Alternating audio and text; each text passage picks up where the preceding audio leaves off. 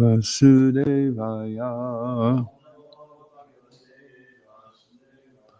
Om Namo Bhagavate Vasudevaya. Reading from the 7th canto of Srimad Bhagavatam. And this chapter is entitled Ideal Family Life, which is text 11, yes, sorry. Ashvagante Vasayibya Ashvagante Vasayibya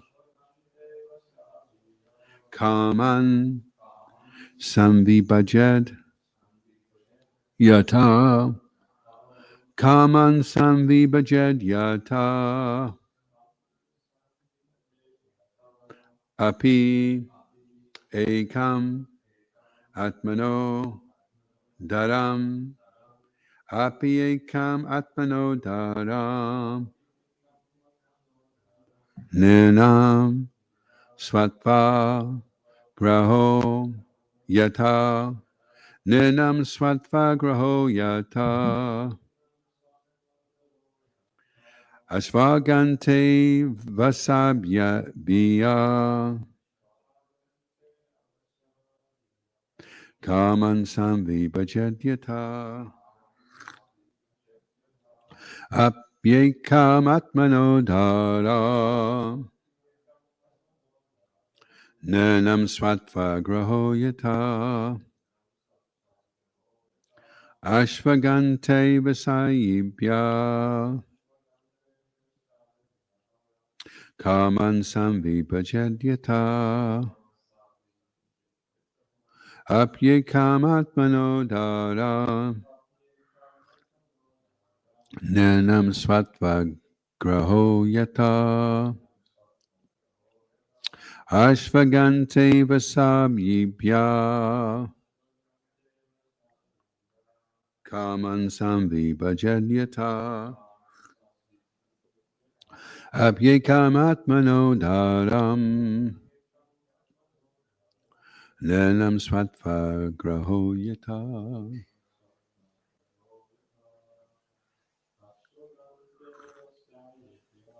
Ashvagante Vasabhibhya Kaman Samvibhajadyata Apyekam Atmanodharam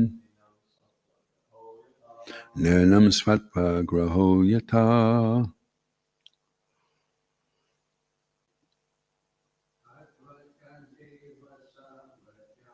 Ashvagante Vasabhibhya Kaman Samvibhajadyata Apyekam Atmanodharam Nanam Svatva Graho Yata. Jananda.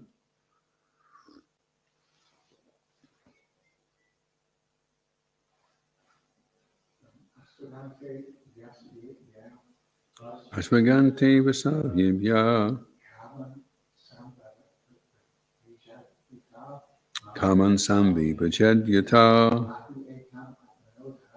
Apyekam Atmanodharam Nanam Svatva Graho Yata.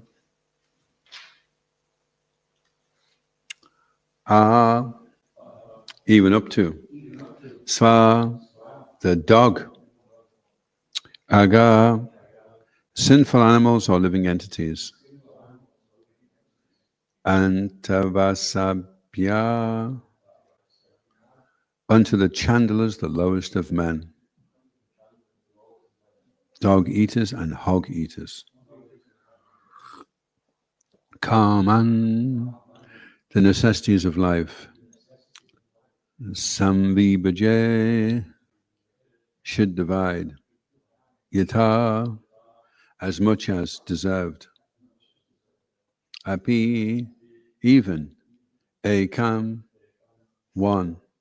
Atmana, own. Dharam, the wife. Nirnam, of the people in general.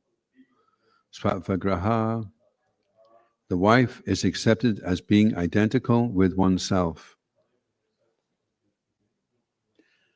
Yata, because of which. Translation.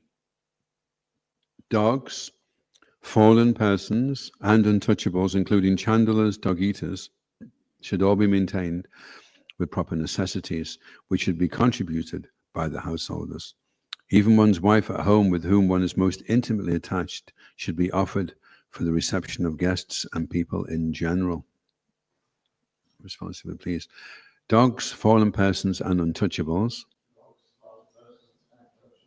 including chandalas, dog-eaters, should all be maintained with their proper necessities, which should be controlled by the householders. Even one's wife at home, with whom one is most intimately attached, should be offered for the reception of guests and people in general. Baba Srila Prabhupada Ki Jai. Although in modern society the dog is accepted as part of one's household paraphernalia, in the Vedic system of household life, the dog is untouchable. As mentioned here, a dog may be maintained with proper food, but it cannot be allowed to enter one's house. What to speak of the bedroom? Outcasts or untouchables, chandalas, should also be provided with the necessities of life. The word used in this connection is yata, which means as much as deserved. The outcasts should not be given money with which to indulge in more than they need, for otherwise they will misuse it. At the present moment, for example, low-class men are generally paid quite amply, but instead of using the money to cultivate knowledge and advance in life, such low-class men use their extra money for wine, drinking, and similar sinful activities. As mentioned in Bhagavad Gita 4.13, Chato Vanyam Maya Shrishtam Guna Karma Vibhagasa. There must be 4 divisions of human society according to the working qualities of men. Men with the lowest qualities cannot do any work that requires higher intelligence. However, although such a division of men must exist according to their quality of work, it is suggested herewith that everyone must have the necessities of life. The communists of the present day are in favor of supplying the necessities of life to everyone, but they consider only the human beings and not the lower animals. The Bhagavatam's principles are so broad, however, that it recommends that the necessities of life be supplied to everyone, man or animal, regardless of good or bad qualities. The idea of giving one's wife to the service of the public is that one's intimate relationship with his wife, or one's excessive attachment for his wife, by which one thinks his wife to be his better half or to be identical with himself, must gradually be given up. As formerly suggested, the idea of ownership, even of one's family, must be abandoned. The dream of material life is the cause of bondage in the cycle of birth and death, and therefore one should give up this dream. Consequently, in the human form of life, one's attachment for his wife should be given up, as suggested herein. Om Jnana Tamaranda Shagananjana Shalakaya Chakshurun Militam Yena Tasmai Shri Gurave Namaha Shri Chaitanya Manovistam Stapitam Yena Bhutale Swayam Rupa Kadamayam Dadati Swapadantikam Jai Shri Krishna Chaitanya Prabhu Nityananda Shri Advaita Gadadha Shri Vasadi Gaura Bhattarinda Hare Krishna Krishna Krishna Hare Hare Hare Rama Rama Rama Hare Hare Vanchikapatrubhischa Kripasindubhyevacha Paridanam Bhavanebhyo Vaishnavebhyo Namo Namaha. So in the same vein as the previous texts, becoming detached, although one pretends to be attached to the wife and goes along as an attached householder, but actually he's cultivating renunciation. And here again it's been emphasized that although one may be in a situation where he's surrounded by sense objects, he has to cultivate detachment. And detachment can only come if there's knowledge. If you're a heavy smoker and you go down and research how cancer affects the lungs, and you go to the hospital and you see people getting their lungs cut out, and you see lungs in jars, and you read about lungs, after a while you decide you're not going to smoke anymore.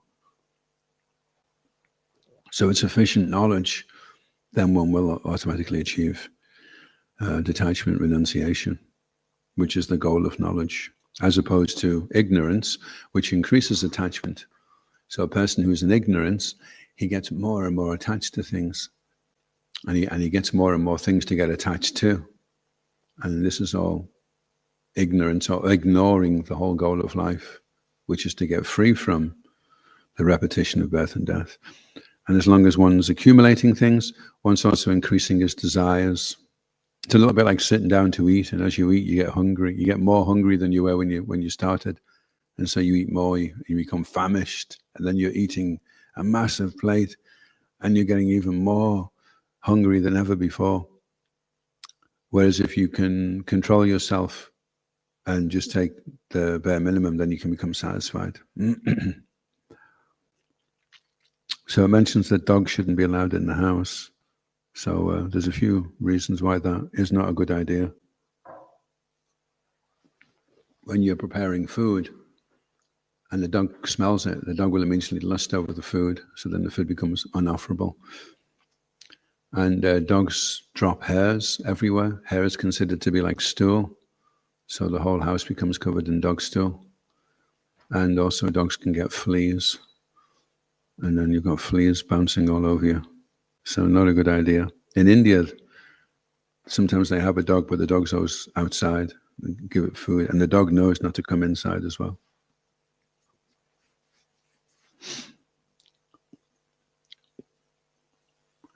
So outcasts should also be looked after nicely. So not that anyone's discriminated against. Somebody may be a low-class person, and that's fine. They'll be maintained. They're not looked down upon. They're seen as an integral part of society. Everybody has their function, so they also have their jobs to do. And there are jobs that need to get done in society which aren't very nice, aren't very pleasant. And so part of society does that. Another part of society is more intelligent, and they lead things, or organize things, or they protect others if they're martially inclined. If a person is of Kshatriya nature, then he hates to see injustice, and he likes to protect the innocent. That's just the natural quality of a Kshatriya. So those qualities are there, and they should be facilitated. And Shudra is never given money. He's given food, accommodation, clothing, education if it's needed for the particular job that he's doing, but never money, because the Shudras don't know how to invest. They just spend on intoxication and sex life, whereas a Vaishya will be very careful how, when he comes into money, he immediately will invest the money. So unfortunately, at the present moment, low-class men are paid quite amply, and they use their money to cultivate. But instead of using their money to cultivate knowledge and advance in life, low-class men use their extra money for wine drinking. So it's detrimental. If we decided the government brought out a new law tomorrow that everybody was going to get £1,000 a week, it wouldn't work out so good, because there was one man actually in Banff, and he won £2 million on the lottery. And so what he did, he opened a shop called Soaring High. It sold model airplanes. And he got a new house. There was a few things that he did. And the shop ended up being a total failure. And he lost his money. He didn't invest it very wisely. And the whole town was really disgusted with him. He just wasted the whole time. And he ended up, within a few years, he had nothing. And his wife left him, and he was in a much worse situation. So we have a tendency to think in today's society that the problem is because there's not enough money. But the problem is there's too much money, and people aren't using the money properly. And they're being encouraged to consume. Get this, it's bigger. Buy the bigger one. Always get the bigger one. It's bigger is better. So people are being encouraged to be greedy. And if they're greedy, then they'll buy more things. And then we can sell more things. And then we can make more profit. One time they said to Alfred Ford, why don't you get robots to build the cars? And Alfred Ford said, because robots don't drive cars. What do you think of that, Jainanda? Jainanda? Jainanda? Oh, what do you think of that? Are you a bit tired, Jainanda?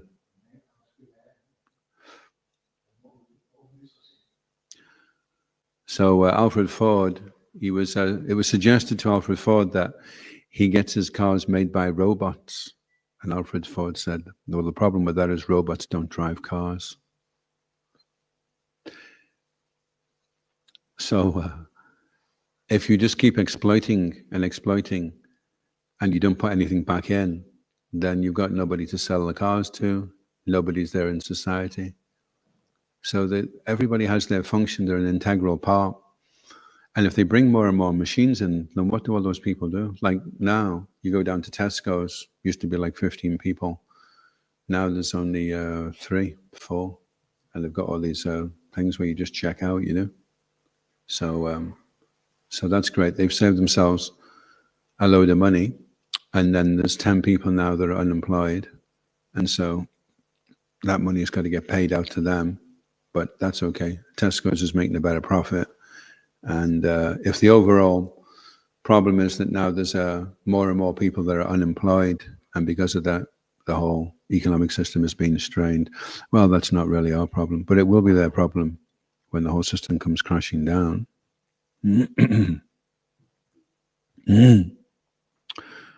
So because there's no real knowledge, and the people that are in power don't really understand what the goal of life is, then we're on a collision course to total destruction. It's not, see, the whole problem is it's not sustainable. In Vedic culture, you would get a banana leaf and use it as a plate, and you'd get some clay, you'd make it into a cup, and after you'd finished eating, the banana leaf would get eaten by the dogs and turn into some kind of organic refuse, and the cup would get broken back down again into clay, and a new cup would be made. So that's sustainable. You don't take out more than you're putting back in. But if you keep extracting more and more and more, and then you turn it in, like you take all that oil out of the earth and you turn it into non-biodegradable plastic, then it's only a question of time before the resource is exhausted. So sustainability, which is in the mode of goodness, actually. Mode of passion is you just try to achieve an immediate benefit. And mode of goodness is you look long term. And mode of ignorance is, it's just, there's no, like there's a place in Philadelphia, it's,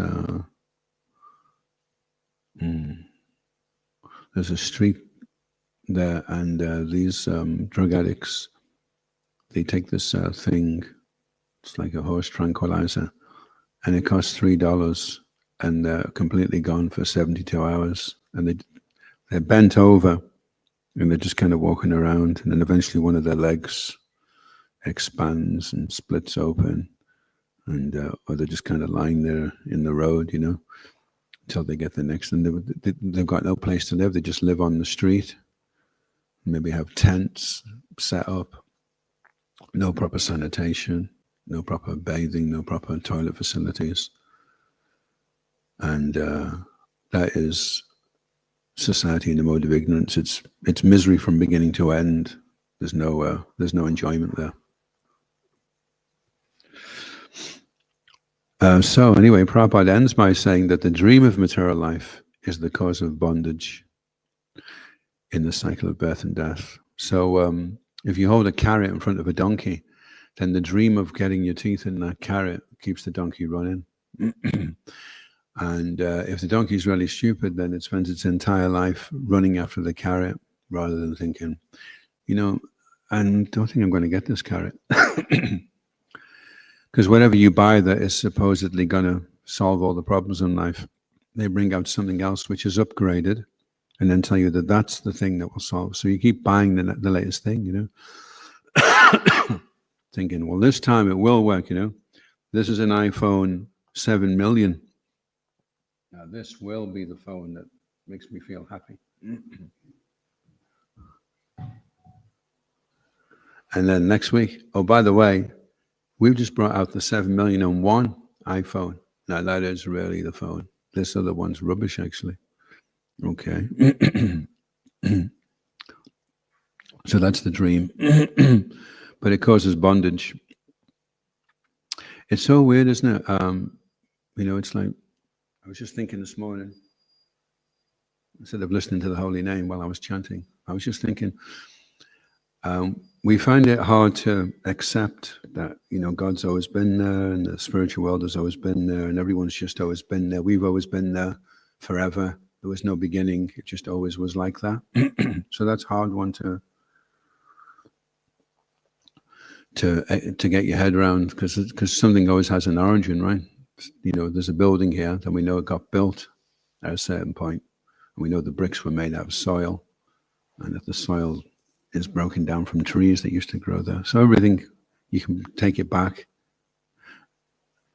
And yet the funny thing is, although in the spiritual world everything's eternal, so people can just get on with life and just, well, this is the way it is, Here in the material world, we try to do the same thing. We get plopped into a particular body. We grow up in this body, and we just start going around as if we've always been here and we'll always be here. I'm going to get a house and a car and get myself a nice profile and wear the best trousers and wear a pair of cool sunglasses. And I'm just like a real cool guy, It's like, well, where did that come from? And how long can that go on for? They're living their life as if it's eternal, that everything's just going to be fantastic forever now. And it's like, if you want to do that in the spiritual world. Don't do it here in the material world. The material world, everything has a beginning and everything has an end. And if you don't figure out what the beginning is and what the end is, then you're just leading your life in the mode of ignorance. You're ignoring everything. And then on top of ignorance, if a person's already in the mode of ignorance, okay, we'll try and give them some knowledge. But then on top of that, if the person in the mode of ignorance wants to take intoxication and get into virtual reality and play video games, and it's like, we're already in one illusion and you're going from that illusion into another illusion.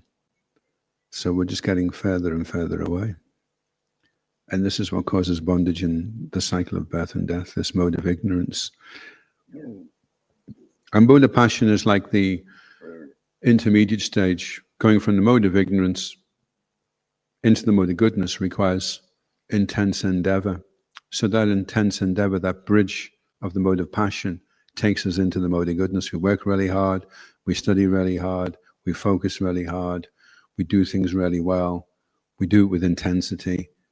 And then over a period of time, over a prolonged period of time, we break into the mode of goodness. And in the mode of goodness, the intensity isn't there anymore. It's just, this is the way things are.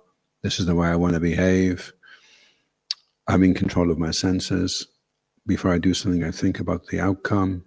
This is living life in the mode of goodness. And that's what the educational system is supposed to do, actually. It's supposed to turn kids running around like little animals into thoughtful, conscientious human beings with high integrity. That's a successful educational system. But if all it's doing is just churning out people that are economically motivated, and at the risk of everybody else, they want to get on and make their own little empire, then we end up with a dog-eat-dog society. Instead of us working together as a community, everyone's out for themselves. And that works better, because if everyone's out for themselves, they all need their own washing machine, they need their own house, they need their own car, they need their own TV, they need their own toaster. Whereas if people live communally, then they only need one washing machine instead of 30 washing machines. They only need one toaster. And all the facilities that are there, we share them, and that way we reduce the impact upon the Earth's resources, and then everyone. And actually, for the human being, he is a social animal, and he needs that interaction to feel validated. And I was just reading the other day that you can. Oh, that was Chaitanya Charan. He was saying you can detach yourself from society and go and live in a reclusive way, but internally you'll still have all these different unwanted desires bubbling around inside your heart. So better that you work together as a community and you go through these things.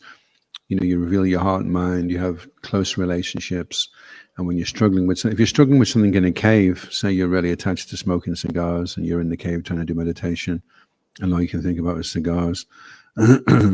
If you're in a society, then you can go and say to somebody, I know you used to smoke cigars at one time. I'm really finding it difficult now. How do you deal with that? How do you get free from that attachment? And then the other person can talk you through. A problem shared is a problem halved. And that's what Maya does. She isolates us, and then she can really work on us, Whereas as soon as you reveal your problem, then immediately it's halved. It's like, okay, I can deal with, when it's only half the intensity, I can deal with this. So when one's in a dream, then one has to wake up from the dream. And so the first thing is being able to stay awake. Any tips, Jananda, on how to stay awake? There's a song by Bhaktivinoda Thakur, Jeev Jago, Gora Chandra Bole. And he says, as Lord Chaitanya is shouting, wake up, sleeping souls, wake up. You've been sleeping in the lap of the witch called Maya. So when you're sleeping in someone's lap, then you're trusting that they're going to be okay with you, But if the person's got a dagger and you're sleeping in the lap, and someone says, wake up, and then you see the danger, But if your so-called friend is just like, oh yeah, just relax, everything's fine, it's okay, Don't disturb him by waking him up. But if you're in the lap of the witch called Maya, then you're in a dangerous situation. So the first part of spiritual life is realizing that we are in danger and becoming averse to sleep. Sleep is basically a sleeping condition. Is a dreaming condition, when we want to wake up from the illusion. And then for a spiritually inclined person, he sees sleep as his enemy.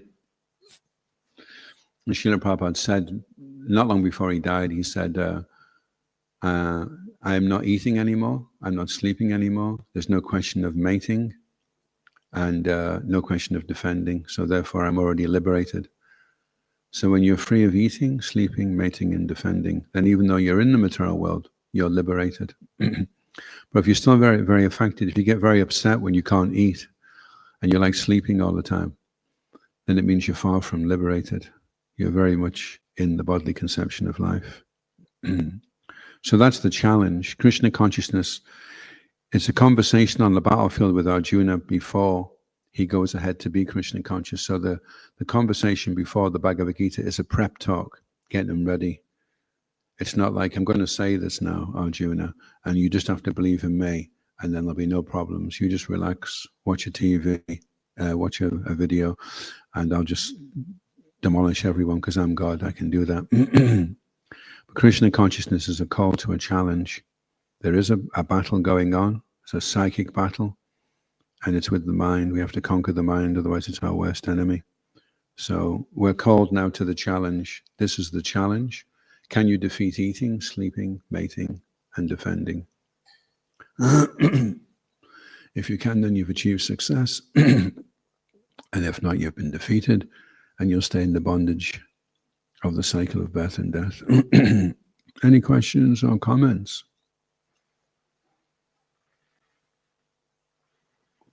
Yes, Rainas. Hare Krishna Prabhu, thank you for the class. So we shouldn't try to defeat these four necessities of life artificially. It would be more like so we just have to change or get the higher taste instead of like artificial try to renounce. Is that correct? Yeah. Well, with Krishna consciousness, you practice it, and practice makes perfect. So that means you don't get it right. It's like target practice. You're shooting to hit the bull's eye. And it took me about 2 years using a compound bow. Started with a single recurve. I went on to a compound bow. And then after about 2 years, I started hitting the bullseye, and I started realizing, oh, if you look at the bow just there, so I put a white line on the string and line it up with that, then it goes in, you know. But that takes time. Don't know how many arrows I shot before I got the hang of that. So in Krishna consciousness, if you find yourself sleeping all the time, and whatever method you're using to try and stay awake isn't working, Einstein called that insanity. He said, if you keep doing the same thing that doesn't work, hoping that it's going to work, then that's insanity.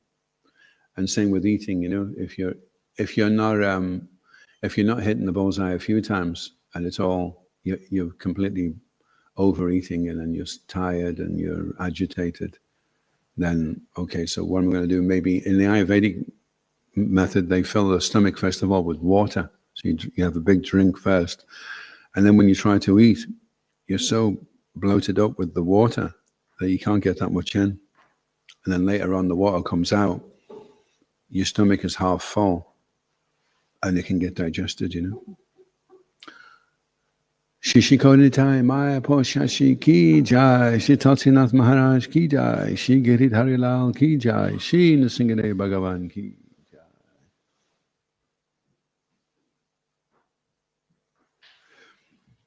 And Shiva Ramos has just put a thing out on his podcasts. For 25 years, he had a schedule that he, like a chart that he filled in. How many rounds has he chanted today? When did he chant the rounds?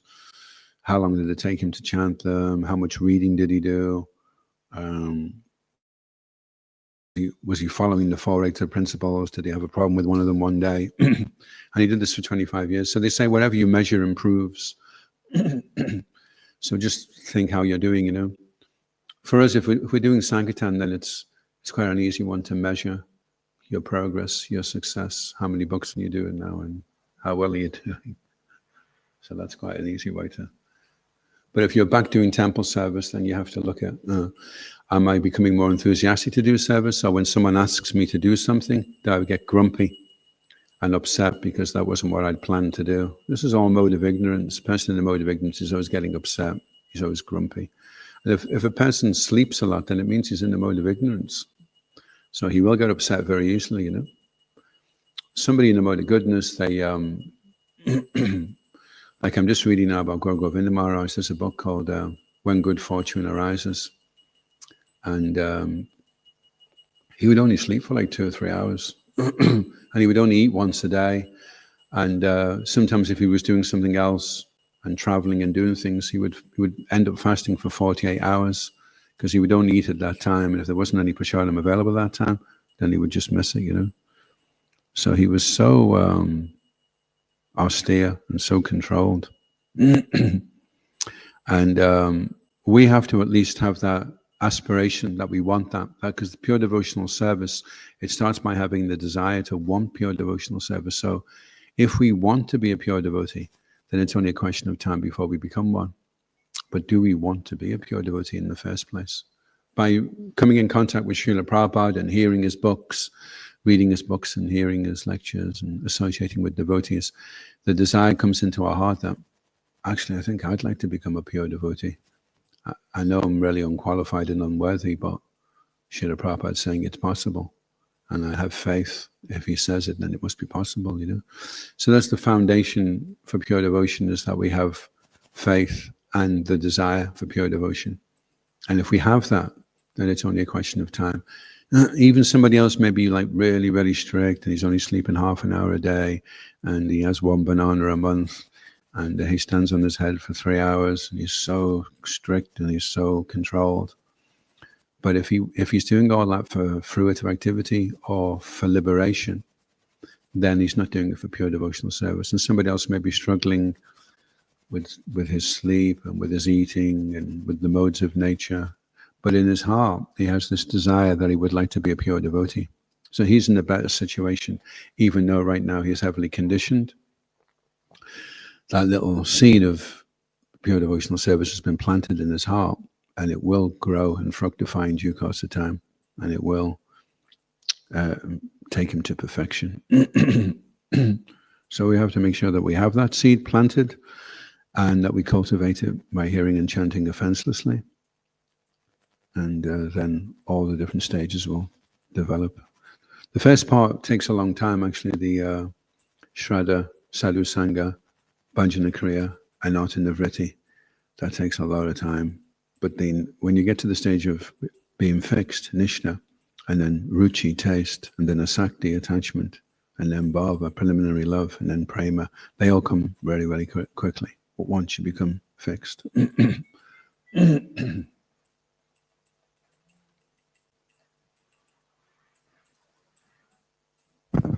Hare Krishna.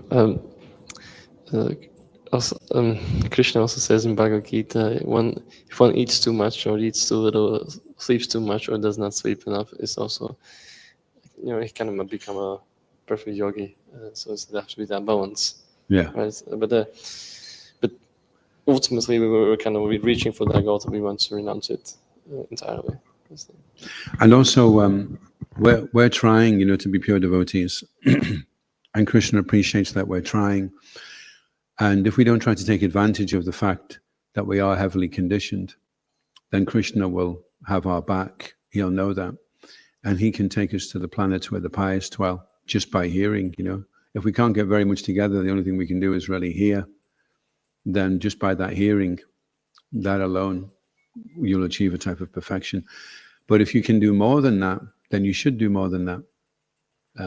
If you can get to the stage where you can study and commit seriously to the process of sadhana bhakti, then you should do it. If you can do it, you should do it. If you can't do it, then okay, then Krishna's okay about that. At least you're trying. He just wants to see that you try. And there's some that are preachers and they become gurus, and that's the topmost. But it's not that the person who can only hear has to try to become a guru. If that's the best he can do, then Krishna's okay with that. But it has to be the best that you can do. And if you really want to be a pure devotee and you really want to go back to Godhead this lifetime, and you try the best that you can, then irrespective of what the actual result is, then you'll get it, Shiv Ramanuj he's fond of that story, just to win the race. The boy was running in a race and he tripped over and scraped his knee. And his knee was bleeding. And he thought, okay. And his father says, get up and win the race. So he got up and he started running again. His knee was a bit sore, but he started running and he managed to get into third place. And he thought, okay, well, I may not win the race, but at least I'll be third. Then he slipped in the ditch and he scratched his other leg this time and he got up and then he was right at the back. And he thought, okay, well, I may as well just go home now, call it a day. And his dad said, get up and win the race. Get up and win the race. Okay, so he kept running, And then he stumbled again. So he was way, way behind, and everybody else went across the line. And his father was saying, get up and win the race. So he just kept going anyway. And when he came, he was like all bedraggled, and he had a cut here and a cut there. And he was like, and as he crossed the line, he got a bigger cheer than the one who'd won the race because he tried so hard, and they all went like, way. So he won the race because he tried harder than anybody else, despite all the difficulties. That's the way Krishna looks at it, that you tried like anything and you had this problem and you had that problem, but you just got back up and you just tried again. So that's what will win the race, because Krishna's heart will just melt when he sees somebody who's trying really, really hard, despite all the difficulties that are there. So we should have faith that Krishna is like that. He's rasagrahi. He takes the essence of the person's core intention, and that's what pleases him. And then all the externals, he can't pronounce Sanskrit properly. He gets Khitri down the front of his kirta, all the different things that we do that are imperfections in the material world. Krishna sees beyond all that. So for ourselves, we just have to make the endeavor. In this endeavor, there's no loss of diminution, Krishna says. He doesn't say in this result, there's no loss of diminution. The result may be this or it may be that. But if our endeavor is always strong, then Krishna's very pleased by that. Any other questions? I have another question for you. This is a bit different topic, but I I've been asked a question about, do we really have like free choice of freedom?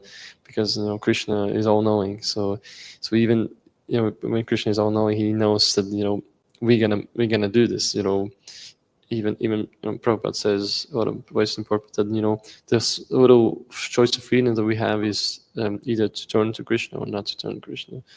But also Krishna also knows about that as well. Because I was a bit struggling to answer this. Yeah, well, especially when Krishna's in his Narayan aspect, he's all-knowing, and so Narayan knows everything. So, and that's why you don't hear many pastimes of things going on in Vaikuntha, because everyone is just there, like wow, because they can see he's the supreme Godhead. Everything is emanating from him. He's all-knowing, and people are just offering him things and just going wow all day. Wow. Krishna, he is not in his all-knowing aspect. There's the Supreme Personality of Godhead, but the Godhead's kind of forgotten with Krishna. And so then Krishna can be surprised by you doing something. Rupa Goswami explains it. He says it's the Achinta Shakti, because when Mother Yashoda was chasing Krishna, he was crying, and the mascara on his eyes was coming down his face. And he'd never seen, Mother Yashoda had never picked up a stick before. So he wasn't sure what was going to happen, So some people could say, well, if he knows he's God, then why is he crying, which would then diminish the Leela, the pastime. On the other hand, if he doesn't know he's God, then that would diminish his Godhead. He's God, and now he's got bewildered. Can't be such a good God if he's like that, So Rupa Goswami says both things are taking place at the same time, and that's what's inconceivable. He knows he's God, and at the same time he forgets he's God. And that's why he is really scared. He thinks Mother Yashoda, if she gets hold of me with that stick, this is going to be really sore. So for us, we would find that difficult to understand, how somebody could know and not know at the same time. But Krishna chooses to not know, to enjoy the rasa, the interaction, the personal interaction. Just like he doesn't need to drink, he doesn't need to eat, but he enjoys the rasa, he enjoys to do that. He's self-sufficient, he doesn't need to eat or drink anything, but he does eat and he drinks, and he bathes, he doesn't need to bathe, and he sleeps, and he perspires. And on the battlefield, when Bhishma was firing arrows, he was bleeding. So he can choose to do that because he wants to be a person, and he's the supreme person. So however, whatever little personal things we have in us that we like to do, they're there because they're there in Krishna to an unlimited degree. And also what's interesting about free choice is, just because somebody knows what you're going to do doesn't mean you don't have free choice. Like I could take you to a cliff and say, okay, you can walk that way, that'll take you to Glasgow. You can walk that way, it'll take you to Edinburgh. Or you can walk that way and you'll go off the cliff. So I know that you're going to go off the cliff already, but it's still your choice. If you're depressed and you want to commit suicide, you said, I think I'll just run off the cliff. I may know that, but that doesn't interfere with your free will. You're still the one that chooses. It's just that Krishna knows that you're going to do it. But it's still your choice. Because the intelligent thing would be, listen, Krishna, you know what I'm going to do, and I don't, but I know it's probably going to be the wrong thing. And because you do know, can you redirect me so I don't go off the cliff? Because I'm probably going to do the wrong thing. And you're in my heart, you're Chaitya Guru. You can direct me. You can show me what the best thing is to do. And that's what he's trying to do. That's why he came to speak the Bhagavad Gita, the Bhagavatam, why he sent Srila Prabhupada, why he sent Bhaktisiddhanta Saraswati Thakur, Srila Bhatnagar Thakur, Narottam Das Thakur, Srila Vasacharya, Rupa Goswami, Sanatana Goswami, Raghunath Bhatta. All the devotees are here because Krishna wants us to make the right choice. And so he's intervening. He knows if we don't get this knowledge, he knows we're going off the cliff. He knows that. We don't know. We're thinking, oh, I'm doing okay. I could take it or leave it. It's okay. Krishna knows, no, you're in big trouble. And you're going to do some crazy stuff in the future if you don't take to this, Krishna knows that. So he's intervening.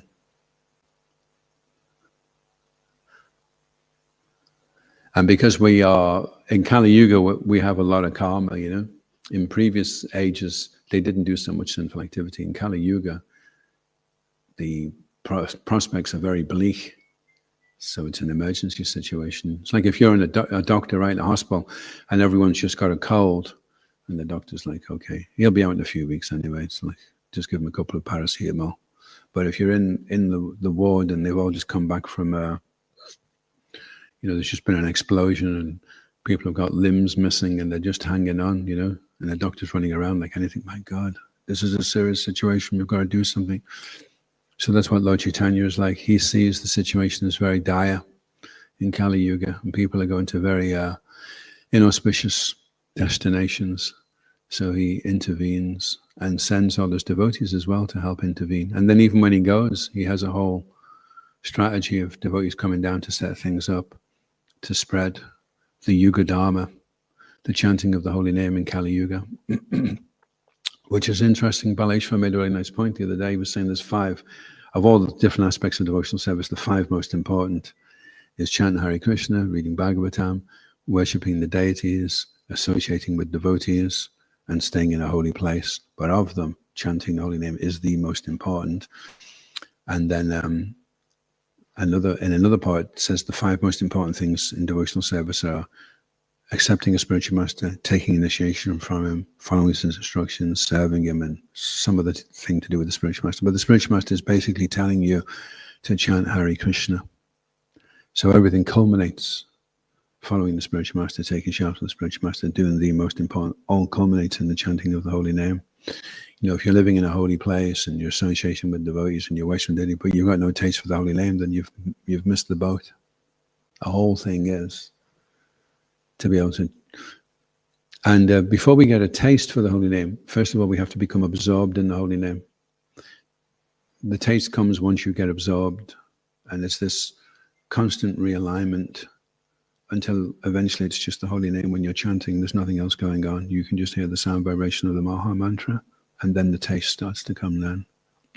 Once you get absorbed, then the taste can come in, you see. If you can stay absorbed for 12 seconds, that's dhyana.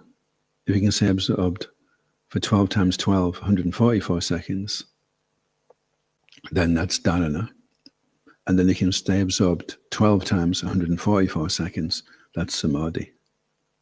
So if you can stay focused on the sound of the holy name for 12 times 144 seconds, then you go into this trance where you disconnect. But that takes practice, to get to the point where you can chant and you're just on it, round after round after round, then that's when you really go into altered states of consciousness. It's a bit like being trapped in something, and to penetrate through the wall. The first wall is 12 seconds. You've got to get through that wall by just staying focused for 12 seconds. And when you do, then you get out of the first wall of illusion. And then 12 times that, you penetrate through into the next wall. And then finally, the bodily conception completely, you get out.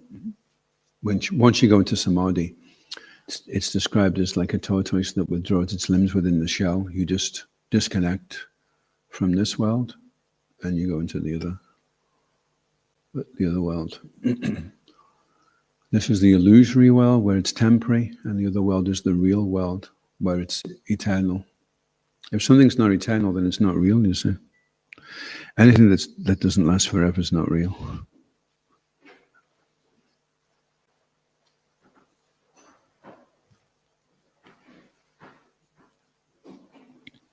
Any other questions or comments?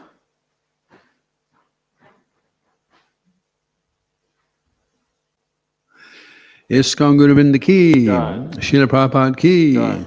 Nitai Gaura Premanandi, Haribol. His Grace Adhoksaja Krishna Prabhu ki. Ki Jai.